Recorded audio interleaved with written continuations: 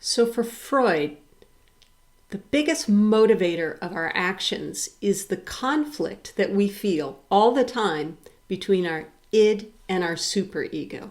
And for Freud, a lot of that conflict was about sex and aggression. Not having sex when we wanted to have sex, and not being able to act aggressively towards people who maybe got things that we wanted or didn't treat us the way we thought we should be treated.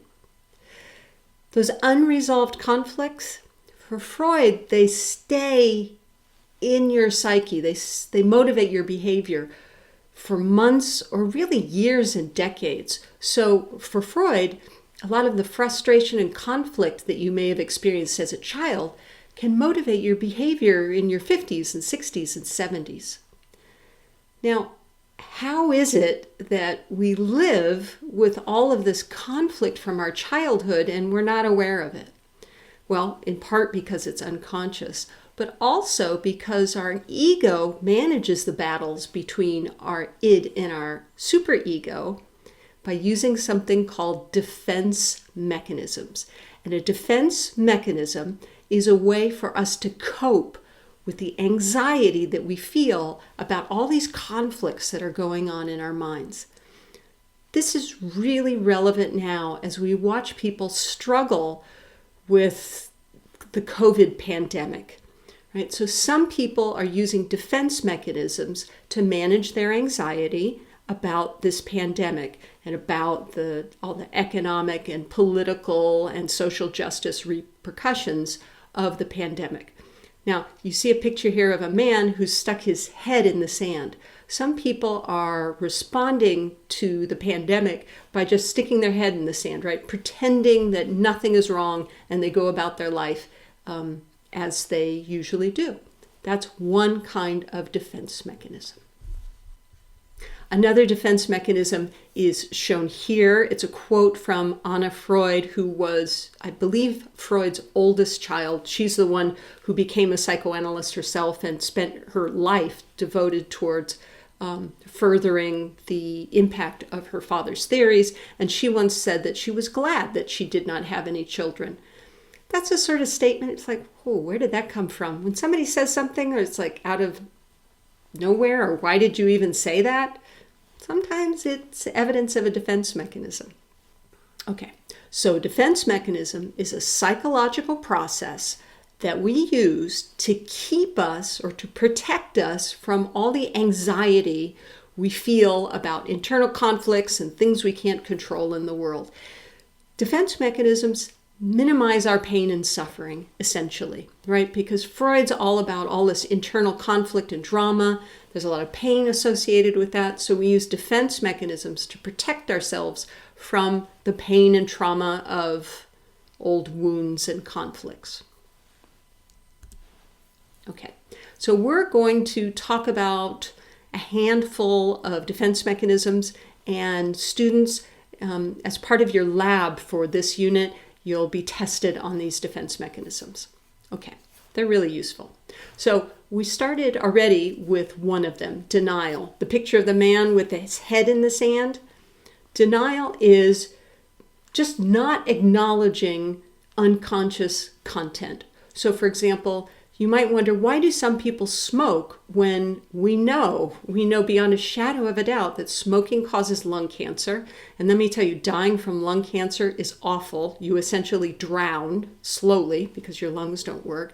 And it increases the odds that your children will have all sorts of, it's really a bad thing to do. So how do smokers manage it? Well, a lot of them just deny that smoking has any negative repercussions, right? So now during the pandemic, we see lots of people who are denying the reality of the pandemic. So they refuse to keep socially distant or to wear masks because it makes them so, wearing a mask or keeping socially distant makes them so scared and anxious that they use denial to manage that anxiety. Here's another defense mechanism. It's called the reaction formation. And the reaction formation is when you do the opposite of what you're actually feeling. So I've got a picture here of a woman with a happy face in front of a sad face. Sometimes people who are really depressed will act super happy. That's reaction formation. Dealing with your sadness by not acknowledging your sadness and just focusing completely on your happiness. That's a reaction formation. If you really hate somebody, but you're super, super nice to them and you sort of bend over backwards to think about all the positive things about this person that unconsciously you really hate, that is a reaction formation. Caitlyn Jenner is a perfect example of the reaction formation. So Caitlyn Jenner, part of the Kardashian family. Caitlyn Jenner, when she was younger, was Bruce Jenner, and Bruce Jenner was the strongest man in the world. He competed in the Olympics and he won the decathlon, which means you have to be overall the strongest man in the world. Now, Caitlyn Jenner, quite honestly and openly, will say that when she looks back at her life, even when she was competing at the Olympic level, she knew she was a woman. So the reaction formation was you feel like you're actually a woman, and that is too upsetting to you, so you do the opposite. You deal with the fear that you may actually be a woman by becoming the strongest man in the entire world. That is reaction formation, doing the opposite. Another example from the LGBT community is, coming to the awareness that you may be a lesbian or gay person is not the easiest thing to do, especially if you live in a society or family where homosexuality is strongly disapproved of or frowned upon. So sometimes people who start to have these feelings of maybe I'm gay will respond to it, according to reaction formation, by becoming super heterosexual, dating tons and tons of women when unconsciously at least, or there's a part of their psyche that knows, you know what, I think I'm gay. Another example of reaction formation. Projection is another great defense mechanism. Projection is when you have some feeling in yourself that you cannot accept. And so you can't accept it about yourself. So the way you deal with it is by projecting, like think of a movie projector, projecting that feeling onto other people. So I've got a mother-daughter dyad here. If the mother hates herself, one thing that she might do to deal with her own feelings of self-hate is to project them onto her children and say, no, I hate you. It's not that I hate myself, I hate you. That's projection. So if you're really feeling miserable and sad, projection might be that you project those feelings of sadness and suffering and pain onto other people. And you tell them, oh, you look so sad. You try to deal with the feelings that you can't deal with in yourself. You try to deal with them in other people. You project them onto other people. Repression, another defense mechanism. Repression just means stomping down or pushing down or pressing down your feelings. So if you have feelings that you can't accept, they're too difficult, you repress them. So your unconscious sort of buries the thoughts and feelings and anxieties and desires that you have that are unacceptable. You just deny that you have them at all. So it's like denial, except that there's this extra part where you push them down. It's not that you say, no, it's not just true. It's just not true. What you do is you push them down. You hide them away. Having memories of childhood abuse during your adulthood is an example of repression. Some people who were abused when they were children, the child's mind represses those experiences, their memory of their experiences, because they're too much for the mind when the person's a child. And later, years later sometimes, when the person is comfortable and maybe has a support network or a loving spouse, the memories start coming out then, right? So they repress them until they can deal with them. Some people will say that women repress the pain of childbirth because if they didn't, they would never have a second child. Interesting idea. Now, displacement is a lot like projection. Displacement is when you redirect unacceptable feelings onto someone who is less threatening. That's an important part of displacement. So projection is just projecting your feelings onto anybody. Displacement is when you project them onto someone else who is less likely to cause you harm.